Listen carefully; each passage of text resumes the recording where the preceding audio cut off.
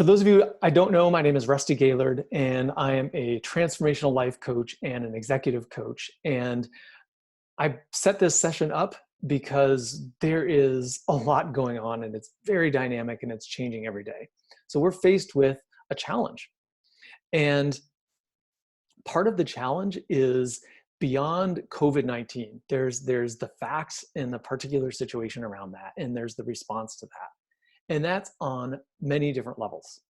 There's the disease itself, or the virus itself, but then there's all of the extra levels around that, around shelter in place orders, and what can I do and what can't I do, and what is safe and what's not safe, and even the social uncertainty around if you do go to the grocery store or to the gas station or to the doctor or wherever it is that you need to go, the uncertainty around, like, how safe am I, and how do I act, and how do I interact with people? So on many levels, there's this undercurrent of fear that's going on. And I would suggest that that is as challenging for most of us or more challenging even, than the virus itself. Because it's how do we deal with that fear? And so that's the challenge that I believe we're up against. And that's, it's even at a personal level. If you have kids and your kids are home, then how are you managing that? The school has been canceled in California. Now they're now saying it may be canceled through the end of the school year. So how do you handle that as a parent? How do you work from home if you've never worked from home before, or you're not used to it, and now you're facing that for the next 3 weeks? What about elderly parents? So there's just so many dimensions of this that are going on. So today, I want to focus on stability. And I want to do that in two ways. Number one, I want to give you the experience of some stability. So that's the first piece. And number two, the second piece is I want to give you some tools. And I've got 5 tools that I'm going to give you on creating stability in your life. So who is this information for? It's for anybody. It's for people, professionals who are working from home and figuring out how to do that. It's people who have their own business and are figuring out, what do I do during this time if I've got my own small business? It's for parents who have kids at home. It's for children who have elderly parents who they're concerned about their health. So it's for all of us, wherever we are in this situation. And it applies specifically both personally and professionally, because I work with people in both realms. And it's important to be able to talk about not only your personal adjustment and your personal techniques, like how you're coping with this personally, but also from a business standpoint. What are you doing from a business standpoint to make sure that your business is successful? So before we start, I just want to, one of the most important things that we all have, a tool that we all have, it's actually not one of the 5 I'm going to share with you, but one of the tools that we all have is the ability to pause. And so I just want to take this moment and just push the pause button. And just, if you can even imagine, there's some button that you have that you can literally push a button and just pause the focus and the turmoil and the spin and all the things that are going on around COVID-19, coronavirus, all the things that are changes that are happening in your life in the last few weeks, and just put pause on that for the next 20 minutes or 30 minutes that we'll spend this time together. And one way to do that I really love is what I say is my simplest form of meditation. And it's just to take a deep breath. And so I don't know where you all are, but if you're in a place where you can do that, even to close your eyes for just a moment and take a nice deep breath. And a nice relaxing exhale. And you can do that a few more times. And as you do that, just notice the fact that you are alive. And in this moment, you have everything you need. You have the food you need. You have the water you need. You're alive. You're breathing. Your heart's beating. Your body is functioning. Just the miracle of the biological organism that is our body. That all of these pieces and the parts that we never think about, like our spleen or our immune system as a whole, that it's there and functioning for you. And just to tune into that truth that right in this second, everything that you have is available to you. And that's a nice way to connect with gratitude, because we can be grateful for all of the amazing benefits that we have. Everybody on this call has a device. They have internet connectivity. You've got a shelter. You've got a place to live. You've got food. So we have amazing, amazing gifts, all of us, and we can be grateful for that.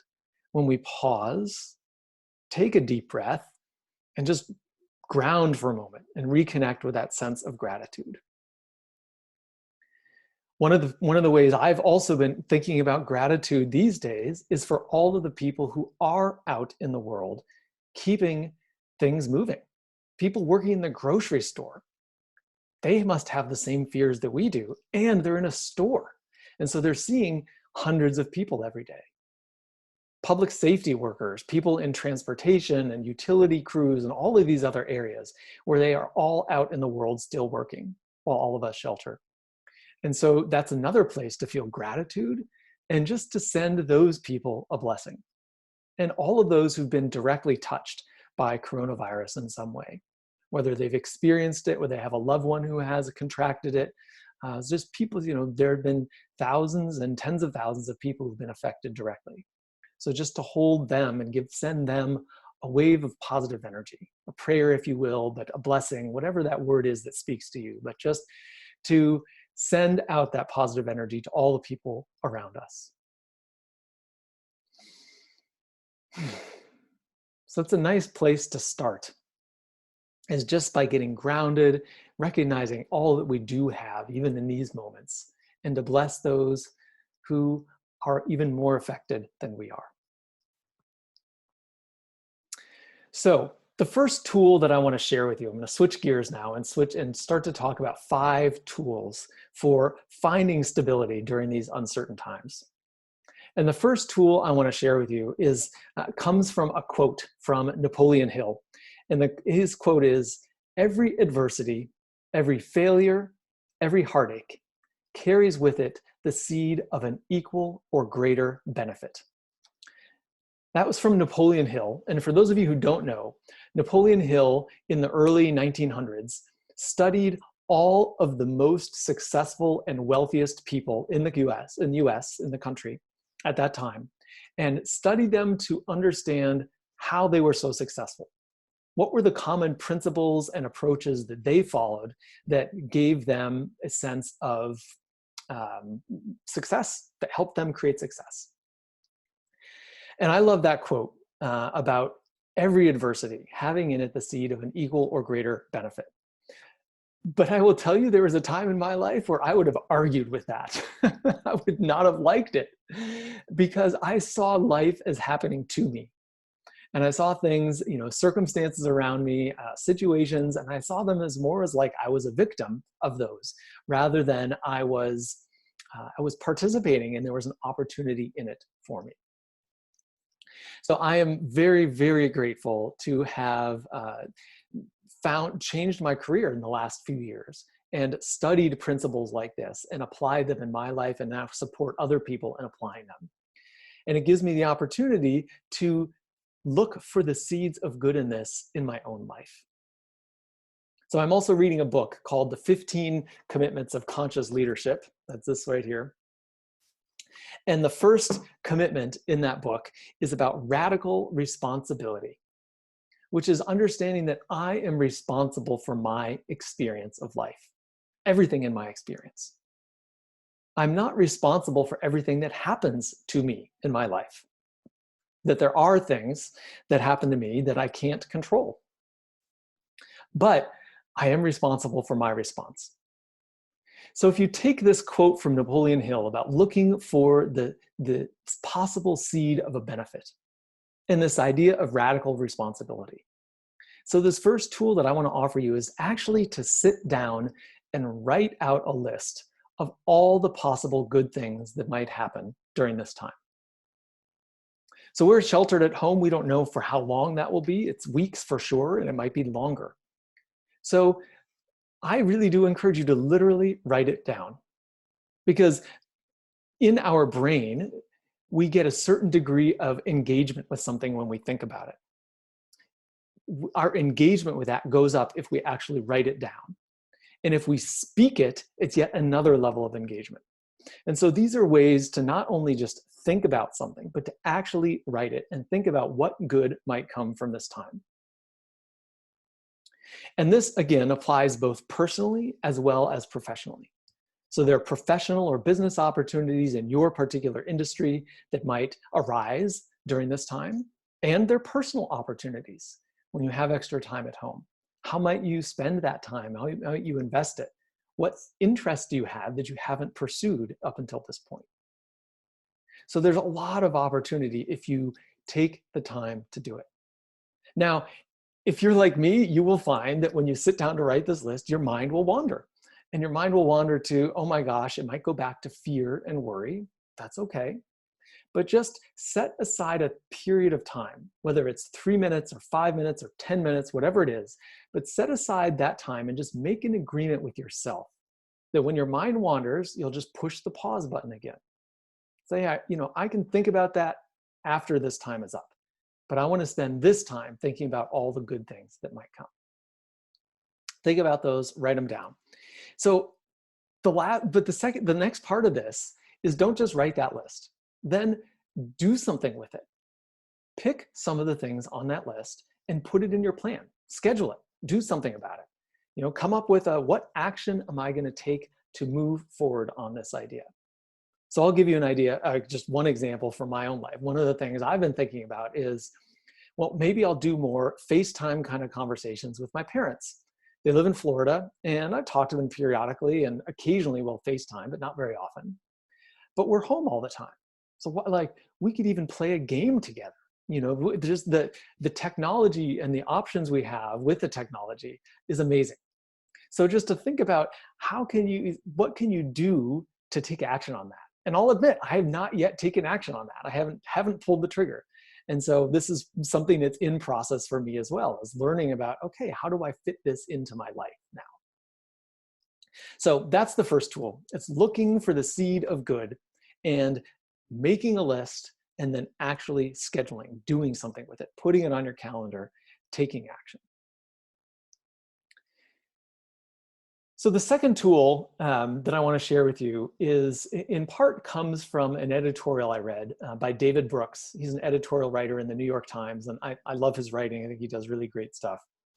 But he wrote an editorial last week saying with the title that pandemics kill compassion too.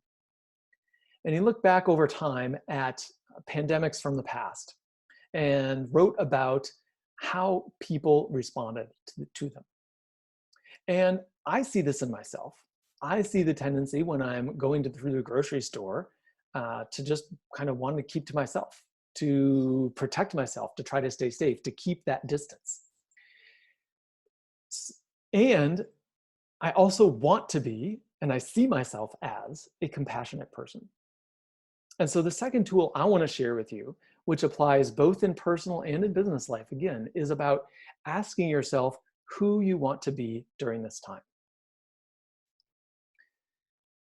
Most of us wake up in the morning, and we wake up in the morning, and not long after we wake up, at some point we start thinking about what's on my to-do list. What does my day look like? What's my schedule? What am I going to do today? And that's a fine question. But what if, in addition, you asked yourself, who am I going to be today? Or how am I going to be today? Where am I going to put my energy? Because whether this lasts 3 weeks, 6 weeks, 9 weeks, we don't know how long it will last. But at some point, it will end. It will come to an end and life will go back to normal. And when it does, we will look back on this time and have the opportunity to reflect and say, how was I during that time? Who was I during that time? Did I take full advantage of this time and make something productive and useful of it? Or did I shrink in my life? And did I allow fear to take over? So one way to think about this is to put yourself at the end of this experience, whenever that is, and reflecting back on it, and just imagine, how would you have wanted to use this time? Who would you have wanted to be during this time? So you can think about that. And you can take some inspiration from people around us. My wonderful partner, Alex, told me that John Legend was doing a free live concert on Instagram yesterday. And so I tuned in for part of it. And there were 115,000 people watching this on Instagram. And it was amazing.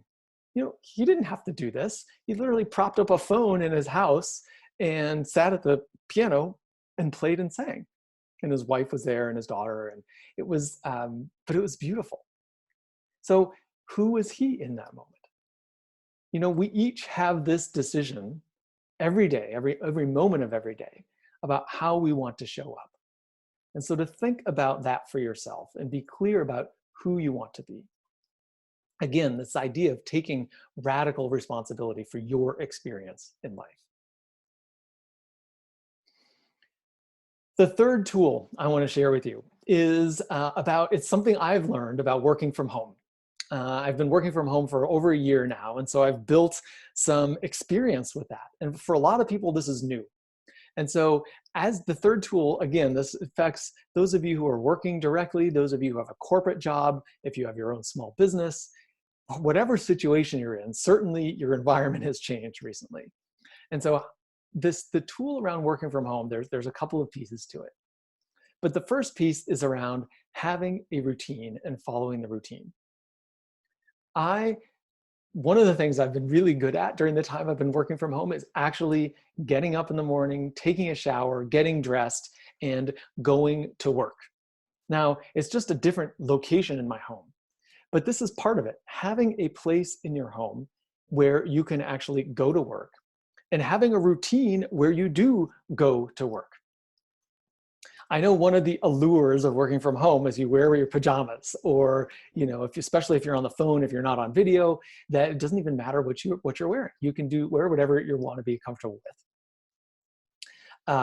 So I'm just seeing the comment there from Regina. Thank you. This idea of going to work, and yes, she says it changes your mindset, and absolutely, that absolutely changes your mindset, because mindset is everything. Back to this idea of radical responsibility.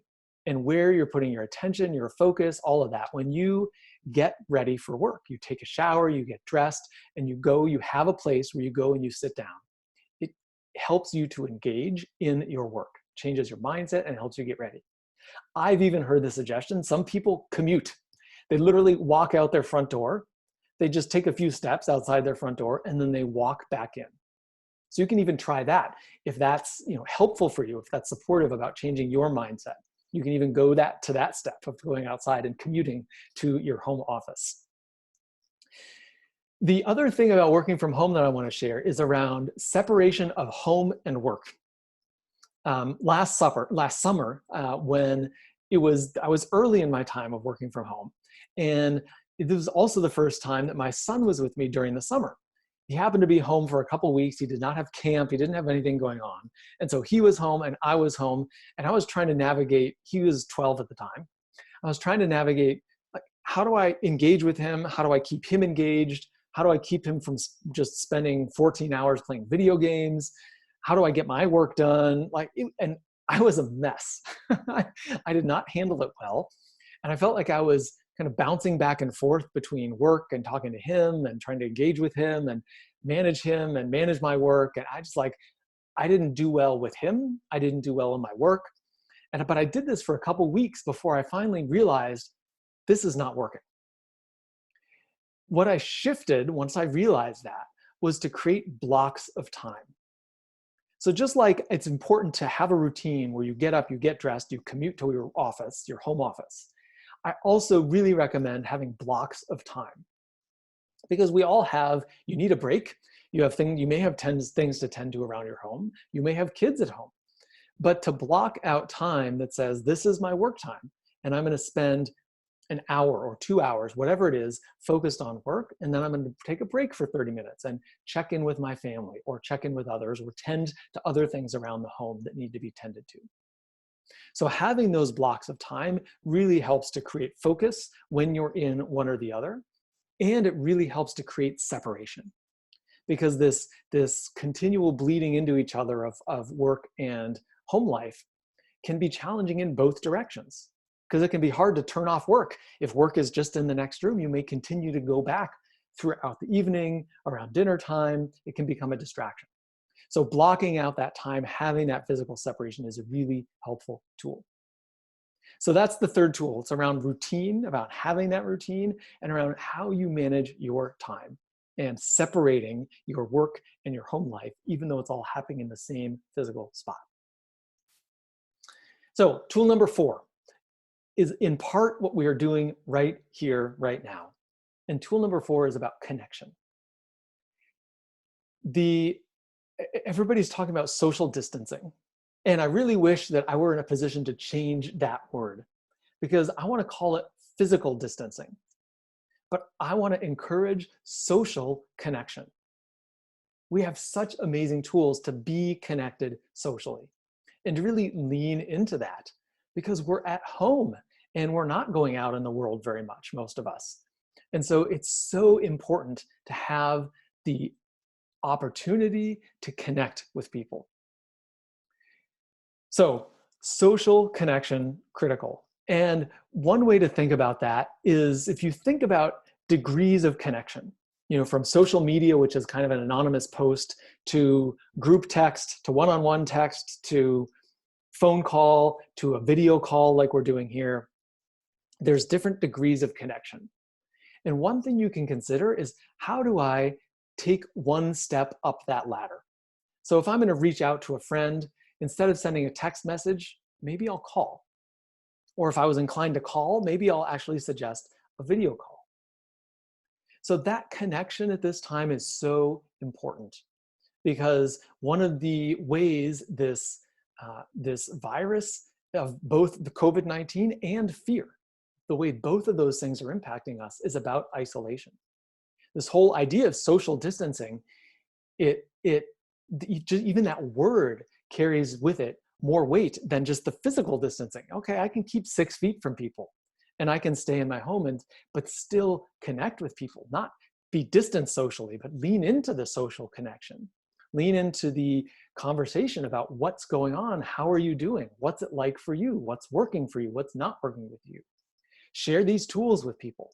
By all means, I'm all about helping people navigate this time, because it's a challenging time.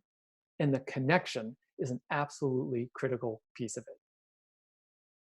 So that's the 4th tool. It's about connecting.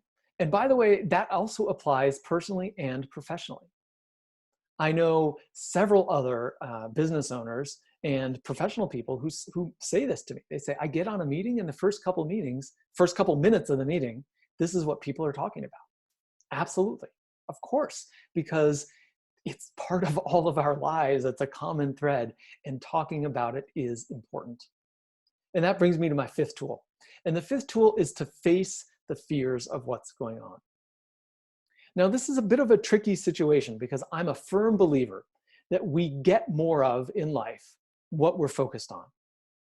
And so I'm not suggesting to put all of your energy on fear and uncertainty around COVID-19, because you can put a lot of energy there and you will create that experience. Remember that you are 100% responsible for your experience of life, not for the things that all that happen around you, but your experience of it. So you can push the pause button when you notice yourself spinning on that and redirect to something else. And I believe it's important to acknowledge the discomfort, to acknowledge the fear, to give voice to it. That's part of the social connection, to be able to speak about it, to be able to speak about the changes in our life. How are you doing staying home? I mean, just a really simple thing that I'll share with you is one of the things I know about myself is when I'm uncomfortable, I seek comfort in food and sometimes in alcohol. I'm not an excessive drinker, but I will do that sometimes. And so I've noticed in myself, just in the last few days, a desire to eat more. And every evening, I'm like, I want to have a drink. I've got water here, right here. Just having a drink a little bit, I've got something in my throat. But, just being aware of that and being aware of that feeling of discomfort, because fundamentally that comes from a discomfort inside of me, because there's a lot happening. My life is different than it was a week ago, let alone 2 weeks ago or a month ago. And that's okay. And so this fifth tool is to give yourself a time and space to acknowledge that, to face it, to look at it, to explore it, and then to move on. Because it's not healthy to dwell on it. It's not healthy to spend all of your time focused on it, because that's what creates this, that creates that experience in your life. And as you are creating your experience of life, you want to be able to create a better, richer, more positive experience. And so that's where all these other tools come in. And it doesn't help to just ignore the fear either. That's why it's finding this right balance of acknowledging it, but not dwelling on it. So one other thing about that I just want to share is we all are imaginative people. Now, most people tend to use their imagination for all the ways that things can go wrong. And especially in this time, we can start to fast forward and we can imagine what it's going to be like 2 weeks from now, 2 months from now. We can imagine all sorts of different scenarios.